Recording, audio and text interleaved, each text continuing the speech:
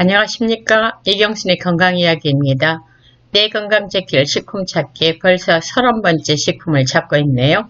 오늘은 천사의 열매라는 별명을 가진 식품을 같이 찾아보고자 합니다. 2021년 Nutrition Action이라는 1, 2월호에 해당되는 기사를 가지고 오늘 강의를 시작하겠습니다. 거기에 건강한 식품이라는 제목인데 여기에서 사용한 재료는 미 농무부 자료이기 때문에 믿을만하다고 보여집니다. 46가지의 최고의 과일 중에 4번째에 해당되는 파파야인데요.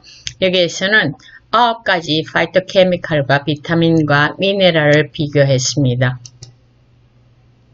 저는 개인적으로 1980년대 후반에 태국을 출장할 기회가 있었는데 거기에서 나무에서 이렇게 빨갛게 익은 파파야를 처음 보는 음식이면서 처음으로 먹어봤는데 정말 맛이 있더라고요. 그래서 처음 먹어본 경험이 아주 좋아서 지금도 파파야를 굉장히 좋아합니다.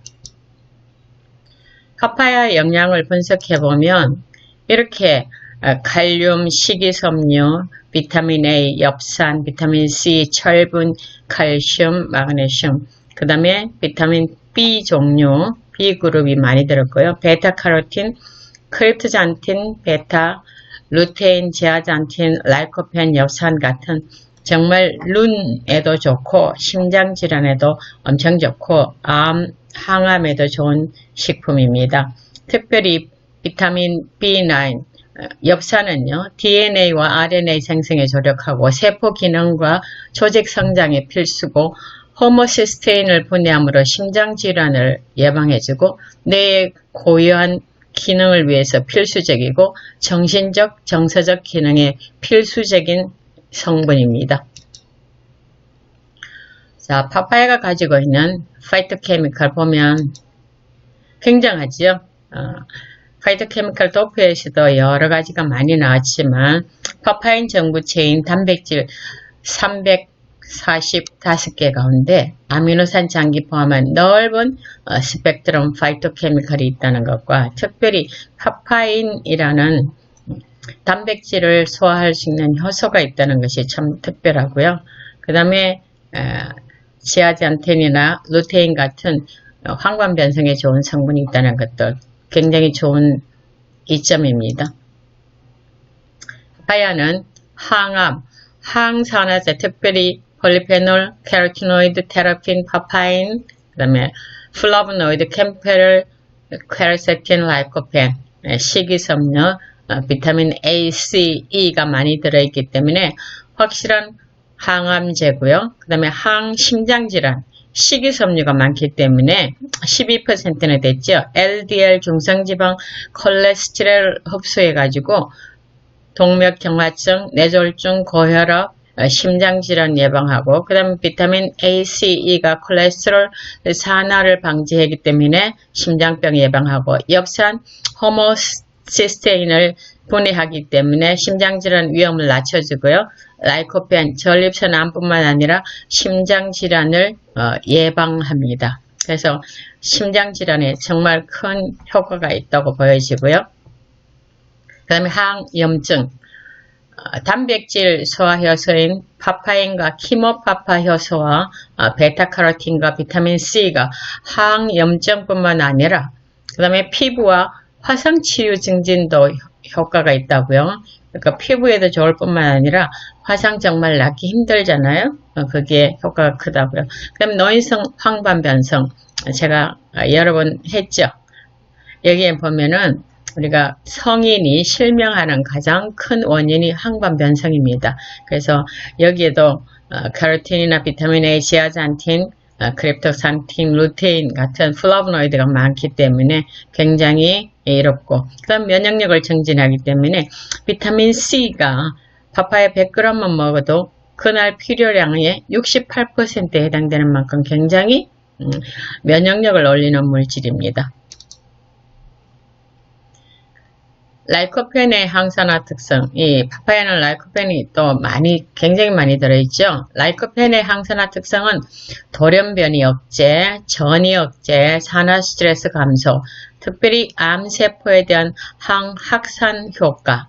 그래서 이 항암 효과가 굉장히 크다는 걸 볼 수 있겠고요. 그 다음에 라이코펜은 혈장 LDL 콜레스테롤에 결합할 수 있어서 치질 과산화를 억제하기 때문에 아테롬성 동맥경화증, 즉 혈관 내피가 손상되어서 일어나는 병이고 거기에 또 혈전 생성이 가능한데 이걸 예방해주기 때문에 우리가 심장질환 예방에 크게 도움이 되고요. 그 다음에 콜레스테롤과 중성지방, 고혈당 지질의 과산화 방지로 심혈관 질환이 예방되는, 특별히 라이코펜이 이 심혈관 질환, 심장 질환에 도움이 된다는 겁니다. 이것이 파파야에 굉장히 많이 들어있어요. 그 다음에 또 하나 특이한 것은 우리가 20대에는 소화효소가 많기 때문에, 다른 효소도 많지만 소화효소가 많기 때문에 뭐 60%, 30대는 뭐 50%, 가다가 70대는 10%, 80대는 거의 없어지는 걸 보면 소화하기가 나이가 들면서 참 어렵다는 걸 알 수 있죠. 근데 파파야는 파파인이라는 단백질 분해 효소가 있어서 DNA 손상을 또 40%도 감소해주고 활성산소 방지제 흡수율도 굉장히 높아서 항암뿐만 아니라 이 효소가 우리 생명 유지에 꼭 필요한 물질이죠. 그래서 여러분이 고기 재울 때 많이 쓰시는 파인애플, 키위, 무화과, 파파야도 가능하다는 것을 아시면 좋겠습니다. 자, 이게 정말인가요? Clinical Trial British Journal of Nutrition 2014년에는 캐로티노이드는 사람에게 토마토와 당근보다 파파야에서 더 많은 생물학적 이용이 가능하다 했습니다. 그래서 연구를 해보니까 베타캐로틴의 생물학적 가용성은 당근과 토마토보다 파파야가 300%가 높고요. 그 다음에 라이코펜의 생물학적 가용성은 토마토보다 파파야가 260%나 높습니다. 파파야가 굉장히 효용성이 높다는, 우리 신체에서 잘 쓰일 수 있다는 거예요. 파파야의 영양과 식물 치료 잠재력 리뷰를 보면 제가 이렇게 논문을 좀 몇 가지를 들고 나왔는데요. 왜 그러냐 하면 지금까지 찾아본 식품 가운데 이 식품으로서 제약, 약을 만들 수 있는 약성을 많이 가지고 있는 식물이 버섯과 파파야가 제일 높은 것 같습니다. 그래서 몇 개 가져왔습니다. 여기 보면 소화불량, 항산화제, 항균제, 항암제, 간보호, 면역, 기타 치료 특성을 가지고 그 다음에 대장균에서 또 장병균에 대항하는 박테리아, 항박테리아 효과도 있다는 거고요. 그럼 여기 보면 제약 산업에서 참 중요한 역할을 하고 그 다음에 전통적인 한약용에도 쓰이고 의약품에도 많은 높은 가능성이 있다는 거고 파이토케미칼을 많이 함유하고 있고 항균제, 구충제까지 그 다음에 항말라리아제까지 이렇게 거론되고 있는 식품이니까 굉장히 약성도 높은 거죠.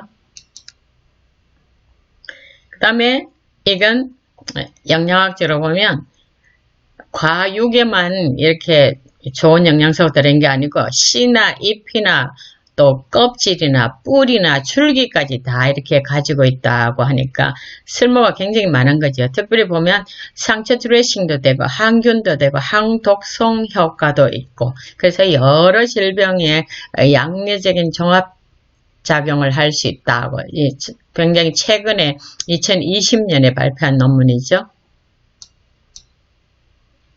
자, 오늘 파파야를 살펴봤는데 제가 최종 정리를 좀 해보면 파파야는 항암, 탄수화물 흡수를 방해하기 때문에 체중 조절에도 좋고요. 여드름과 화상치료뿐만 아니라 피부 건강에도 좋고요.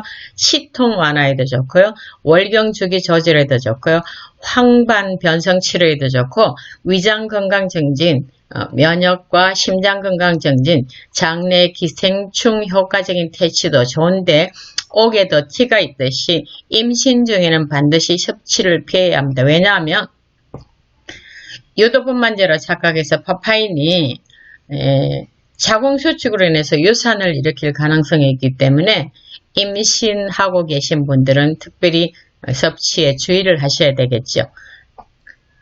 오늘 파파야 정말 단백질을 소화할 수 있는 효소, 그 다음에 심장질환에 특별히 좋으니까 여러분이 많이 섭취하셔서 건강에 유익을 크게 받으시길 바라겠습니다. 감사합니다.